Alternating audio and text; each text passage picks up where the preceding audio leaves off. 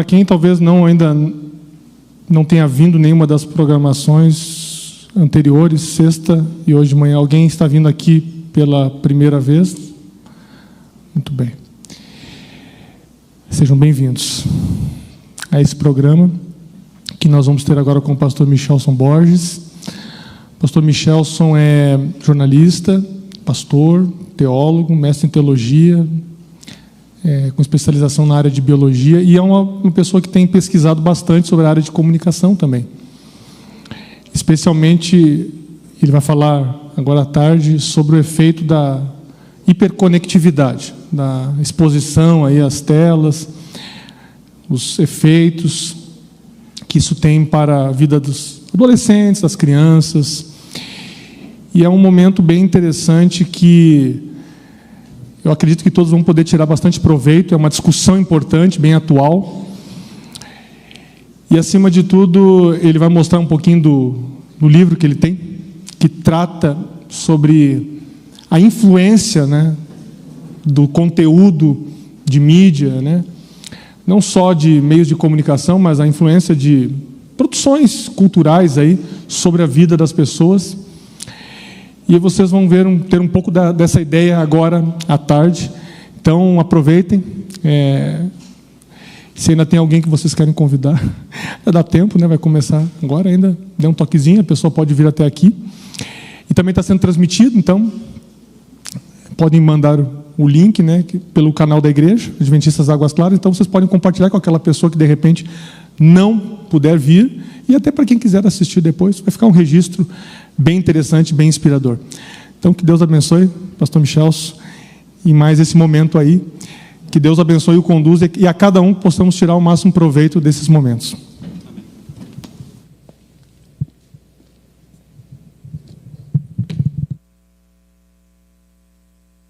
Obrigado, Felipe. Obrigado a vocês que vieram também aqui à tarde para essa nossa reflexão, esse nosso estudo, essa nossa autocrítica também, porque todos estamos imersos nessa cultura.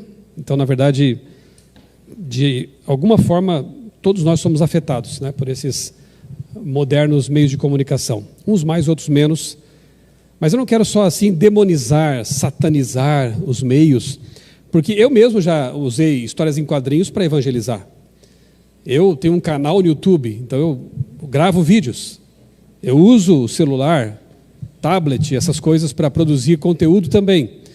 Então, por favor, entendam que, embora no primeiro bloco dessa minha exposição eu vá falar de aspectos muito preocupantes, que inclusive atualmente estão preocupando bastante, estudiosos, né, seculares, digamos assim. Até um tempo atrás, falar disso era como você falar mal do cigarro lá nos anos 60, quando tinha a propaganda do Marlboro, né? E aquelas coisas glamorizando o ato de fumar. Havia pesquisas muito poucas, assim, não eram divulgadas, né? E, inclusive, a indústria do tabaco contratava pesquisadores para falar bem da coisa, às vezes, né? Ou para minimizar os problemas. Durante algumas décadas, o uso das tecnologias foi, digamos assim, que semelhantemente à indústria do tabaco, do cigarro, né, foi escondida do público muita informação que poderia ajudar a tomar decisões em relação ao uso desses equipamentos. Obviamente que a indústria tinha seus interesses de que não se falasse mal dessas coisas, né, ou não se mostrasse os aspectos negativos. E hoje tem aparecido agora pesquisas bem recentes, né, de universidades, de institutos de saúde, especialmente de saúde mental, que estão fazendo muita gente rever o comportamento. Só que, infelizmente, praticamente uma geração já se foi. Agora já estamos vendo os filhos da geração que é nativa virtual. E algumas coisas estão aparecendo assim bem preocupantes, né? Para que eu não me esqueça, eu vou começar aqui. Bom, vou lembrar do sorteio, né? No fim aqui da programação, então nós teremos o sorteio. Um dos livros sorteados vai ser esse aqui, da Sociedade Criacionista Brasileira, Depois do Dilúvio. Eu falei que eu não quero levar para casa, quero deixar minha mala mais leve, né? O outro é o meu livro, Nos Bastidores da Mídia. Esse livro foi escrito em 2005 e ele nasceu justamente de uma preocupação, e na época não tínhamos redes sociais, né? Na época, não se falava em hiperconectividade.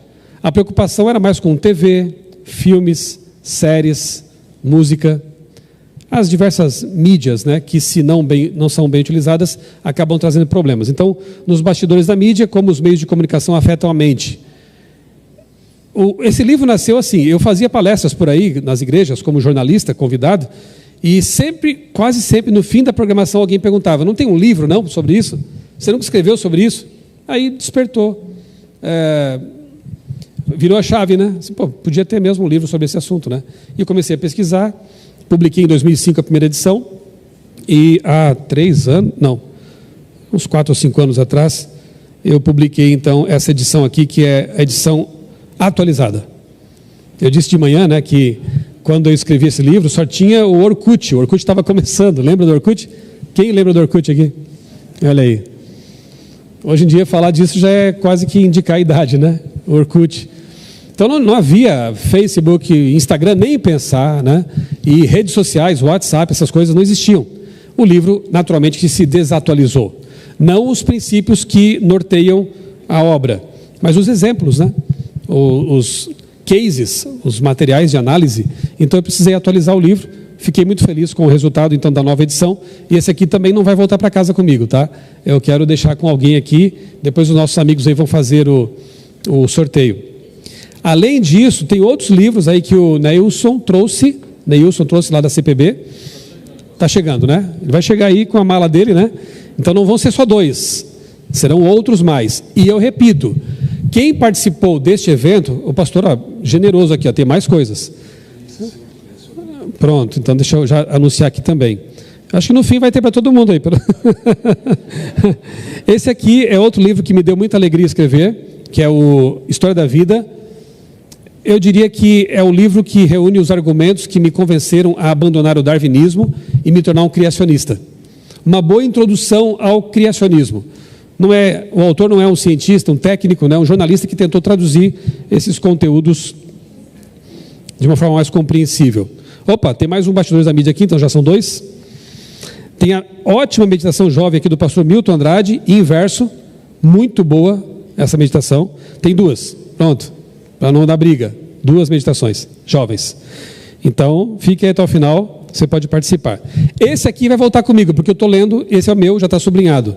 É o livro da doutora Salete Rios, que é aqui de Brasília, por sinal, lançamento da CPB, e eu recomendo. O livro Movidos à Internet, como superar o desafio da hiperconexão. Estava conversando com o Felipe, né, sobre ele também está lendo esse livro agora aí, e é a perspectiva de uma médica que tem se especializado, não é a área dela, ela é ginecologista, né? Mas ela tem estudado muito sobre saúde emocional ligada com esse assunto de conexão e hiperconexão. A doutora Salete, ela tem uma pós-graduação em intervenção e estilo de vida pela Universidade de Loma Linda, é doutora em ciências médicas e patologia molecular, atua como professora na Faculdade de Medicina da Universidade de Brasília, a UNB, e é casada com Chen, mãe de 2 filhas, então ela tem experiência prática também porque tem crianças. Quando o assunto envolve crianças, eu gosto de ouvir quem tem, porque eu sabia tudo sobre filhos até tê-los, e é bem assim, né? Não pensem que quem vai fazer a palestra agora é alguém que vive em Marte, que não enfrenta suas lutas em casa também. Eu tenho um filho pequeno, Micael, é um pré-adolescente ainda, e é uma luta em casa, né? Negociações, orações, restrições. Eu sou pai, como muitos aqui também são pais e mães. Então, estamos juntos, né? Estamos juntos, né? Vamos lutar juntos, vamos orar para nossos filhos e buscar informações, porque nem sempre a gente na vida corrida que tem consegue, né, encontrar tudo o que precisa.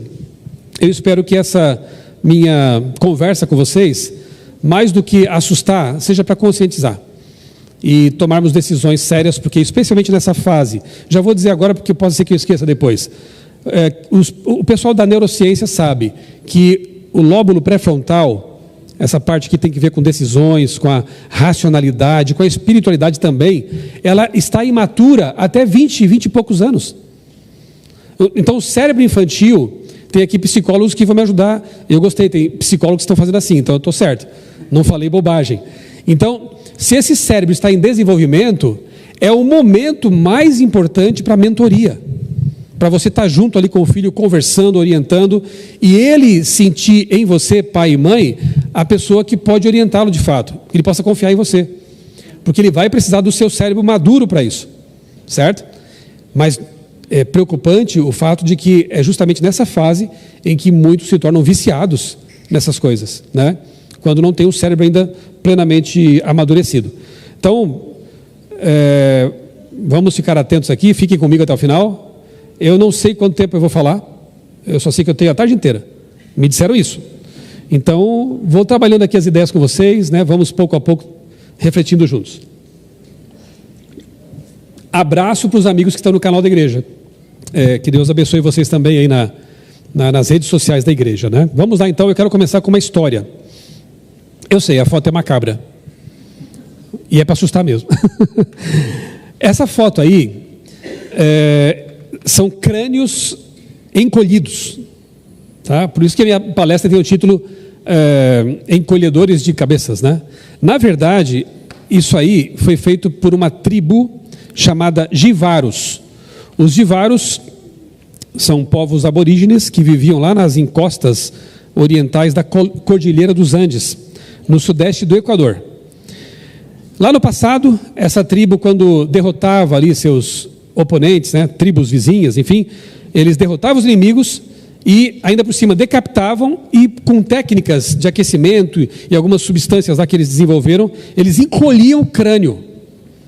Por isso eram chamados de encolhedores de cabeças. Por que eles faziam isso? Porque na crendice deles, na crença deles, se eles encolhessem a cabeça do inimigo, eles aprisionavam lá dentro o espírito dele. E esse inimigo não poderia mais incomodá-los nem morto, né? Porque eles tinham essa crença imortalista aí. Então eles encolhiam a cabeça para derrotar o inimigo até no pós-vida, né? Era essa a ideia. E eu achei macabramente, não sei se a palavra existe, macabramente interessante essa história, para ilustrar o que eu quero apresentar para vocês. Aí está um antropólogo, né, que estudou essa tribo aí, os Jivaros, né? E essas cabeças ali são reais. Note que elas ficam bem pequenas, né? Eles encolhem ali e as feições permanecem, mas é uma cabeça bem pequena. Vamos ser francos e admitir que o diabo faz isso com a gente muitas vezes, né? O Deus quer que a gente seja como águias, que tenhamos uma vista ampla, né? Tenhamos a mente expandida, tanto quanto esse mundo de pecado permite, e muitas vezes a gente acaba se submetendo ao encolhimento de cabeça. O inimigo com as produções da indústria cultural, não só coisas ruins, às vezes com coisas até, digamos, boas, né? Neutras, mas pelo uso excessivo, inadequado, acaba encolhendo o nosso pensamento, a nossa mente fica ali restrita, né? Quando eu falo sobre mídia, eu gosto de começar com esses dois textos. E eu quero que vocês acompanhem comigo a leitura. Romanos capítulo 12, verso 2. E depois o Filipenses, acho que podemos até falar de memória, né? Porque é um texto tão conhecido. Ou deveria ser memorizado por todos, porque eu costumo chamar Filipenses 4:8 de um antivírus mental. Romanos 12, 2. O apóstolo Paulo, ele faz um apelo aqui, na verdade, né, para todos nós que somos cristãos, dizendo assim: não vivam conforme os padrões deste mundo. Eu estou lendo aqui a nova versão Almeida, tá? Nova Almeida atualizada. Não vivam conforme os padrões deste mundo, mas deixem que Deus os transforme pela renovação da mente, para que possam experimentar qual seja a boa, agradável e perfeita vontade de Deus. Algumas traduções, talvez seja a sua, dizem assim: não vos amoldeis. Tem alguém que tem essa tradução aí? Não vos amoldeis. Ok, algumas trazem essa tradução. Amoldar-se, conformar-se, formatar-se, talvez podíamos usar, se Paulo vivesse hoje, podia usar talvez essa palavra, né? Não sejam formatados pela cultura mundana, pelos padrões de pensamento mundano, que está dominado, como vimos de manhã também, né? Por ideologias, em sua maioria, antibíblicas, né? O mundo jaz no maligno, diz a Bíblia, não sejamos inocentes. Então, o que Paulo convida é não permitir que a sua mente seja formatada pelos padrões de pensamento do mundo, mas que tenhamos a mente de Cristo, Paulo diz também, né? E isso para desenvolver a mente de Cristo só passando tempo com Cristo. Então, em comunhão com Jesus, a gente desenvolve uma mente semelhante à de Jesus. Em comunhão com esses padrões de pensamento do mundo, a nossa mente fica mundanizada, secularizada e outras coisas mais. Por que eu coloquei na tela ali um pão integral? Né? Porque quando você coloca uma massa de pão para assar, e agora eu estou aprendendo a cozinhar com a minha filha, então já sei como é que faz o pão, né? Que vergonha, né? Foi aprender depois de 50 anos, né? Mas nunca é tarde para começar. Quando você coloca a massa do pão numa forma e põe para assar, a massa molenga como é, disforme como é, vai assumir a forma da forma. A forma da forma, não é verdade? Se a forma é retangular, o pão fica retangular. É óbvio. A mente humana, que tem seu grau de plasticidade também, bem maior quando é criança, obviamente, mas que continua tendo uma certa plasticidade, também se amolda às formas nas quais frequentemente é colocada. E uma das coisas que os pesquisadores têm percebido em neurociência é que a coisa chega a ser física mesmo. Caminhos neurais são criados, rede de sinapses são criadas. Não é só uma questão de pensamento abstrato. O cérebro se molda dependendo daquilo que ele costuma ter, com que costuma ter contato e acesso, né, e se demora naquilo. Então, o que Paulo escreveu é pura neurociência. Não deixem que a mente de vocês seja moldada, formatada pelos padrões de pensamento do mundo. Então, Paulo, quais são os padrões que eu devo adotar para os meus pensamentos? Aí você vai a Filipenses 4:8, lembra? Finalmente, irmãos, diz Paulo, tudo que é puro, honesto, verdadeiro, pode inverter a ordem, não tem problema, amável, de boa fama, se há algum louvor, alguma virtude, seja isso que ocupe o vosso pensamento. Então, em Romanos 12, ele adverte, não deixa atualmente ser moldada por esses padrões. Aí em Filipenses 4:8 ele fala, deixe então que ela seja moldada por esses padrões. Pureza, bondade, virtude, honestidade, tudo que é bom, tudo que é virtude cristã, a gente deve se demorar nisso. Então, quanto mais você lê a Bíblia, quanto mais você lê os livros de Ellen White, quanto mais você vê coisas que são edificantes, escolha um bom documentário, escolha um bom filme, não seja papa lançamento. Eu sempre gostei de deixar os outros serem cobaias, fazer o que eles querem. Aí eu pergunto, já assistiu? O que você achou? Gostou? Eu pesquiso bastante antes de deixar minha família assistir um filme. Eu vou ver o que estão dizendo sobre isso, analisar as críticas, os comentários, né? E uso as cobaias. Se algum valor apresentado lá, se o filme não tem, se ele sequer tem virtude artística, por que eu vou perder tempo com isso? Né? Minha mente e meu tempo são preciosos. Então, não seja um papa lançamentos. Né? Pense bem, eu tenho certeza que ninguém aqui vai a uma livraria. Você está lá no shopping, você vai à livraria. Eu, quando vou ao shopping, é o primeiro lugar que eu vou é a livraria. E meus filhos acostumaram com isso, é bem legal. Então, antes de ir para a praça de alimentação, qualquer coisa, vão para a livraria. E aí eu sempre combinei com meus filhos, vocês podem escolher um livro cada um para comprar aqui. Mas a gente vai ver quais são. Então, pai, traz ali uns 4, 5 livros. E aí, pai, ajuda a escolher aqui. Aí, não, esse aqui, vem cá, olha só o que diz aqui a sinopse. Vamos pesquisar aqui rapidinho na internet. Não dá. Aí eu já estou ensinando meus filhos a ter um grau de seletividade. E aí leva um livro para casa feliz. Tá, ok. Eu garanto que você, quando chegar a uma livraria, não vai comprar qualquer livro que você vê lá. Você deve ter pesquisado antes sobre o livro. Você não vai gastar o seu dinheiro assim à toa. Você deve, de repente, você parou um tempo lá, sentou, deu uma lida, né? Leu as orelhas do livro, a contracapa, deu uma olhada no sumário. Faça o mesmo com outras mídias. Faça o mesmo com a série. Faça o mesmo com os filmes, né? Primeiro conheça antes de se submeter àquilo. Não seja um consumidor esponja, que absorve tudo, né? E depois passa a vida querendo tirar aquilo que colocou para dentro, né?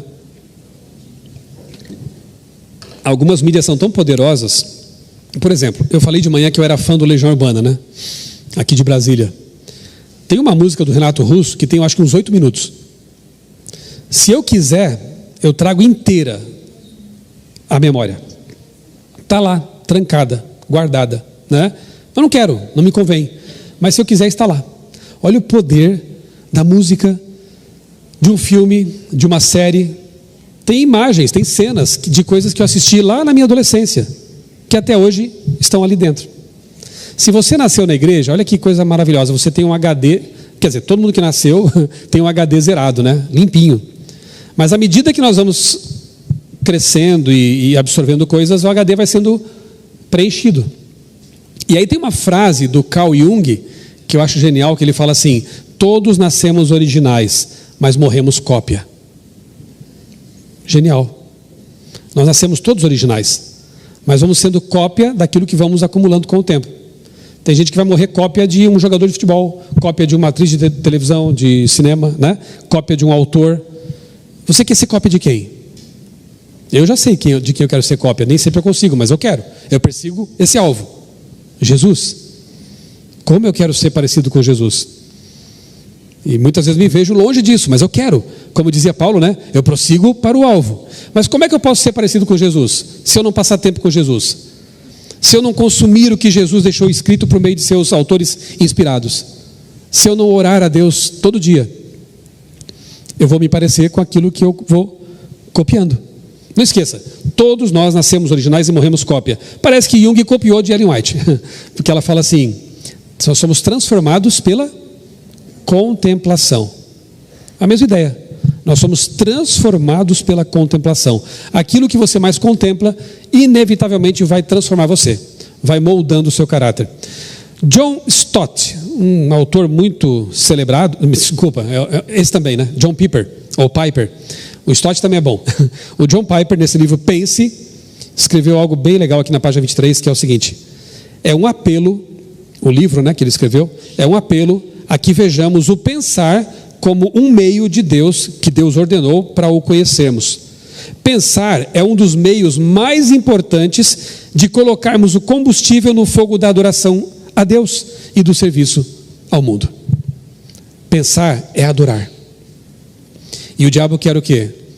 Nos levar apenas pelas emoções, pelos atos irrefletidos e minimizar nossa capacidade de pensamento, de racionalidade. Não esqueça que Paulo diz que o culto tem que ser racional. Culto racional. Então não se entregue, pense, seja o protagonista da sua vida. Essa foto aqui mostra as influências, né, principais que eu sofri na minha adolescência. Então, além das músicas que eu falei para vocês, eu assistia direto Thundercats. Alguém aqui assistia também? Joguei muito Atari. Felipe jogou, né, Felipe? Você é jovem também? É que nós somos jovens há mais tempo do que alguns aqui, é esse que é o ponto. Joguei muito Atari. Viciado em Atari. Tinha que ligar na televisão, aquela coisa toda, né? Star Trek, Jornada das Estrelas, assistia toda aquela série clássica dos anos 60. Então, assim, de novo, não sou um inocente que está falando do que não sabe. Eu fui influenciado por essas coisas, pela indústria cultural, né? Sou um resultado disso também. Aquela foto em que eu estou com a camisa do Batman ali, eu que pintei inclusive à mão, eu tinha uma coleção de 2.500 gibis, histórias em quadrinhos da Marvel e da DC Comics. Eu gastava toda a minha mesada, que não era muito, comprando gibi na banca de jornal. Naquele tempo era assim. Comprava as edições novas na banca de jornal e as antigas no sebo. E aí completei coleções inteiras do Superman, do Homem-Aranha, do Hulk, do 1 ao 100. Era uma alegria, né, ter essas coleções completas. Não foi fácil me desfazer disso quando eu entendi que não precisava disso. Os ídolos são difíceis de ser abandonados, né? E assim, eu gostava de desenhar, ainda gosto, não tenho mais tempo para desenhar, né? Então eu comprava por 3 motivos. Primeiro, porque era colecionador. Segundo, porque eu gostava de ler essas histórias. Quarteto Fantástico, Vingadores. Quando saí no cinema aí, eu só pensava assim: o pessoal não sabe nada, eu já sei de tudo. Já conhecia tudo isso aí, né? E a coleção, leitura e desenho. Eu gostava de copiar os desenhos. Aí eu lia, colocava no saco plástico, guardava no guarda-roupa. Minha mãe ficava brava, porque a metade do guarda-roupa era só para gibi. Sobrava pouco espaço para roupa. E eu não estava nem aí. Bem, dali, graças a Deus, eu saltei para os livros. Não é o melhor caminho, mas pelo menos não fiquei lá, né? E eu me lembro que uma história em quadrinhos do X-Men falava de Dante Alighieri e a Divina Comédia. Eu disse: opa, isso parece legal. Aí fui lá e comprei a Divina Comédia e comecei a ler. E Quarteto Fantástico falava de viagem no tempo, viagens espaciais, dobra espacial, hiperespaço. Opa, isso é legal. Comecei a ler Stephen Hawking, Carl Sagan. Mas não precisava começar desse jeito, né? Já podia ir para os livros direto. E hoje eu fico muito feliz com o fato de que meus filhos, pela nossa influência, eles leem bons livros, CPB, livros bem escolhidos, né? Não vão ter a mente acumulando coisas que eu acumulei que estão lá na lixeira. Estão na lixeira. Se eu descuidar, o diabo traz de volta para o desktop. Na volta de Jesus, ele apaga a lixeira. Graças a Deus, né? Mas até lá vai ser um incômodo, uma luta. Se você não teve contato com essa cultura que é dispensável, que bom, né? Então, ou então você vai substituindo também, né? É o que eu tenho feito ao longo da vida, substituição. É tipo o cara que era viciado em café, aí ele começa a tomar cevada para ver se aplaca o gostinho do café, né? E vai trocando e vai pegando coisas mais saudáveis, né? Então a leitura eu fui substituindo e olha, eu vou confessar outra coisa para vocês verem que a gente está no mesmo barco. Quando eu descobri que a Bíblia é a palavra de Deus, é a carta de Deus para a humanidade, eu entendi que eu precisava estudar a Bíblia, ler a Bíblia. Mas pensa que era fácil para quem estava acostumado com história em quadrinho? Não tem nem desenho aqui, puxa vida. Não era fácil. Leitura pesada, difícil. Mas eu comecei a pedir para Deus: Senhor, eu quero gostar de ler a Bíblia. Eu sei que ela é a tua palavra. Me ajuda. Pergunta se eu não leio hoje. Pergunta se eu consigo ficar sem ler hoje. Eu não consigo passar um dia sem ler a Bíblia. Já estamos participando da terceira fase do Reavivados por Sua Palavra. E cada 3 anos a gente lê a Bíblia inteira. Que coisa mais gostosa, maravilhosa. Um capítulo por dia. Você vai ler, sublinha, anota, pesquisa, passa o dia pensando naqueles textos. Eu gosto de produzir conteúdo em cima dessa leitura. Eu faço lá no Reavivados uma arte diária ali no Photoshop. Eu gosto de mexer com isso também. E faço ali o áudio, já tenho tudo. Tem o áudio da Bíblia inteira já lá no canal Reavivados por Sua Palavra. Então eu só estou enviando de volta agora. E neste momento eu comecei a fazer um resumo de cada capítulo. Eu gasto 1 hora por dia mais ou menos nessa reflexão, né? E aí compartilho no Instagram, para grupos de WhatsApp. Depois eu vou contar um pouquinho dessa experiência. É o meu pão diário. Não consigo viver sem a Bíblia. Um cara que lia gibi, devorava gibi. Deus pode ou não pode mudar o seu paladar, os seus gostos, as suas preferências? Pode, com certeza. Fisicamente falando, também. Eu sou lá do sul, gostava de churrasco. Não tanto quanto os gaúchos, meus queridos irmãos gaúchos, o Felipe, né? Mas Santa Catarina também tinha muita influência, né?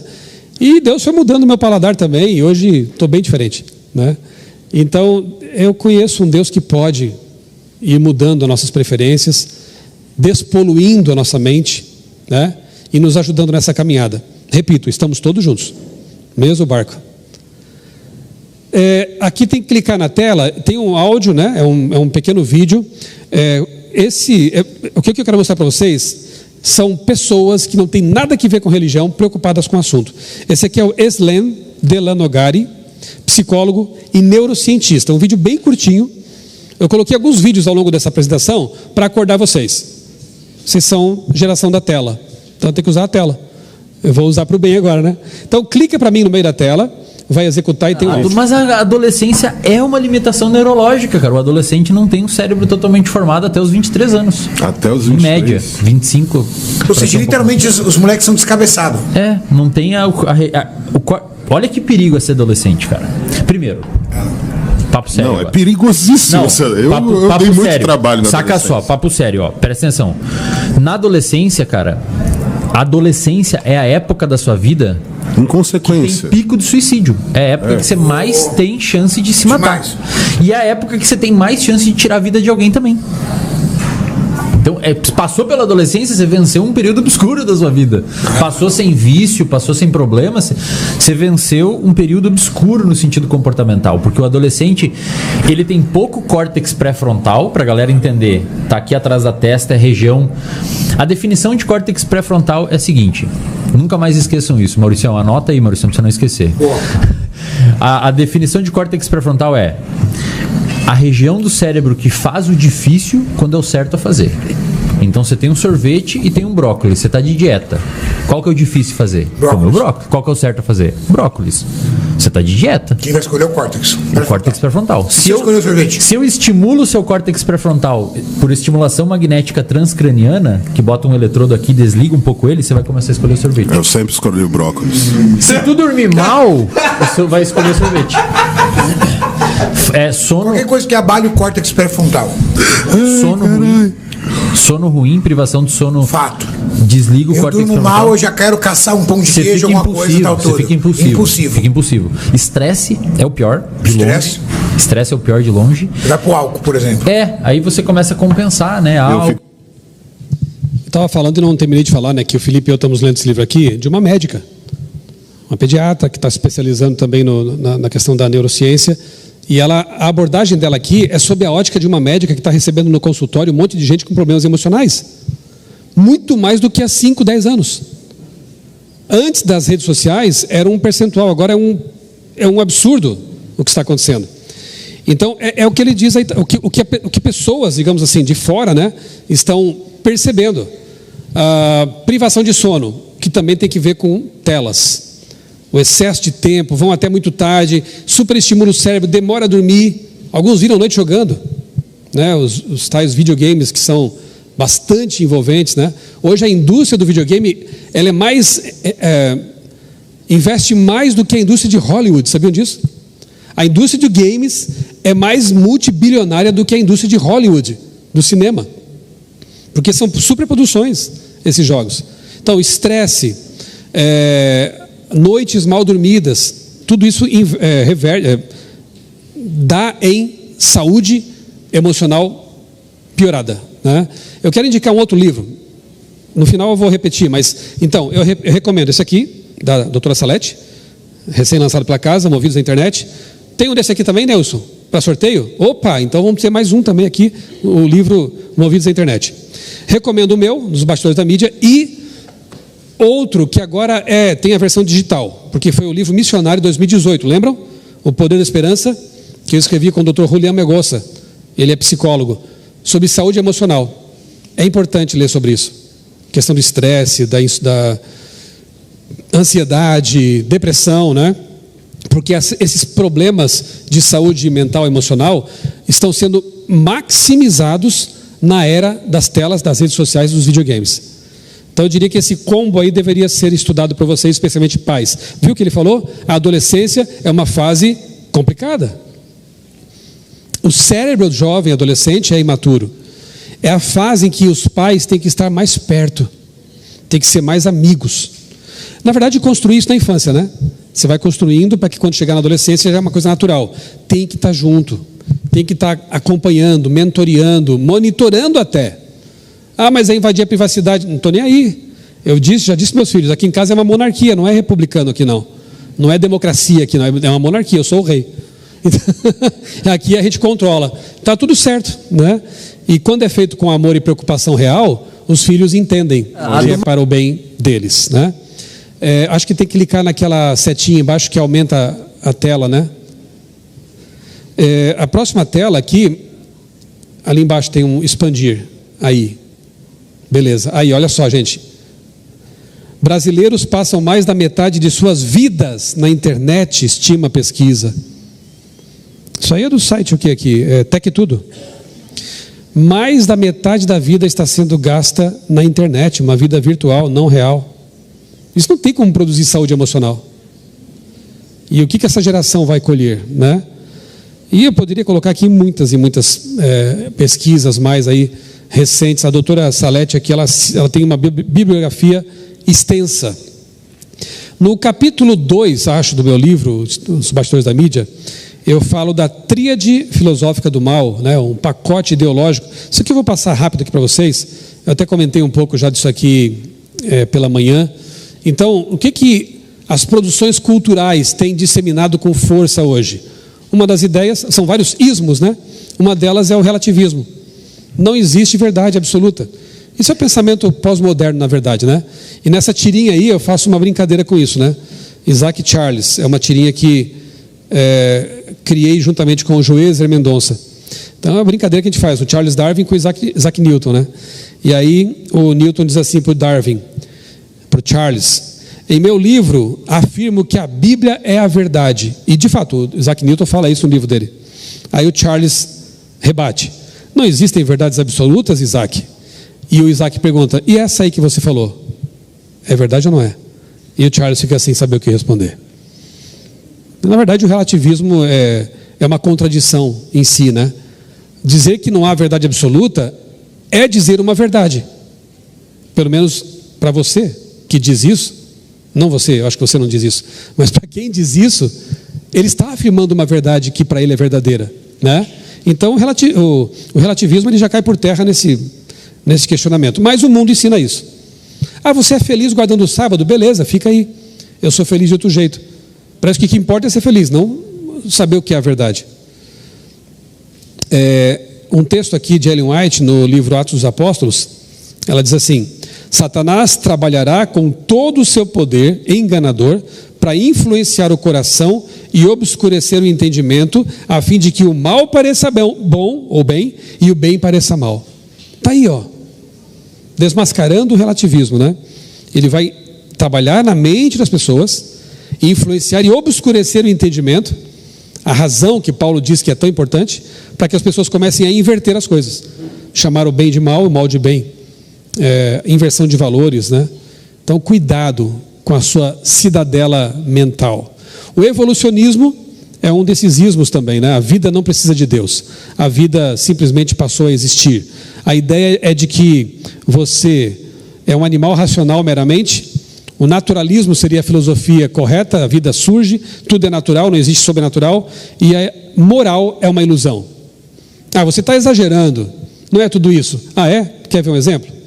Isso aqui eu tirei da revista Galileu, aquela revista que competia com a Super Interessante, uma revista de divulgação científica popular. E nessa edição, olha o que eles dizem aqui, ó. Eu vou ler aqui no celular porque a tela está longe ou a minha vista já não está mais tão boa. Diz assim o texto. Você consegue ler daí? Na telinha ali? Tá, vocês aqui na frente, né?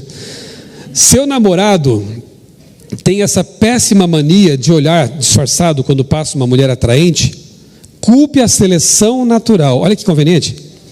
Como quase tudo que tem relação com o comportamento sexual masculino e feminino. Ao longo da evolução humana, o macho se destacou por sua capacidade de visão. Então, você pode até dar um beliscão bem forte no seu namorado, marido, pretendente, né? Mas saiba que as raízes de seu comportamento estão naquele antepassado, caçador, de milhares de anos atrás. Isso também confirma o que você já sabia. Seu namorado é um pouquinho troglodita. É muito conveniente, né? Aí o indivíduo chega em casa com a marca de batom no colarinho, a esposa pergunta, o que é isso aí? Ô, querida, foram os meus genes. Porque na história evolutiva, você sabe muito bem, você também é darwinista como eu. Na história evolutiva, o macho foi desenvolvido, né, para espalhar seus genes por aí. Então, foi mais forte do que eu. Ela vai dizer o quê? Tá bom, né? Você é um animal racional mesmo. Deita aí, seu animal. Né? E vai ser mais ou menos por aí a conversa. A desculpa ideal para o pecado. Mal não existe. Bem também não. São construções sociais. Então tudo que você faz é um imperativo genético. É um resquício da evolução animalesca. Não. Isso é pecado. Isso tem nome. E pecado, a gente confessa, se arrepende e pede para Deus para não fazer mais. Essa é a solução bíblica. Você escolhe. Bem, só para provar para vocês que realmente as coisas, ideias têm consequências, né? Espiritualismo é outro ismo que tem sido disseminado nos meios de comunicação insistentemente há muito tempo já. A vida eterna não precisa de Deus também, você já é imortal. É difícil haver uma produção hollywoodiana, seja série, seja filme, que não haja pitadas disso aqui. De espiritismo, de evolucionismo, né? De relativismo. É bem difícil não encontrar isso nessas produções. E o outro ismo que eu falo no meu livro também é o do marxismo, que é a sociedade sem Deus. O ser humano, dono de seu destino, por meio de revoluções, pode trazer uma sociedade ideal. É uma utopia, né? Comentei disso acho que ontem à noite, hoje à noite, noite passada. Não preciso me demorar muito nessa questão também. Mas são os ismos da mídia, né?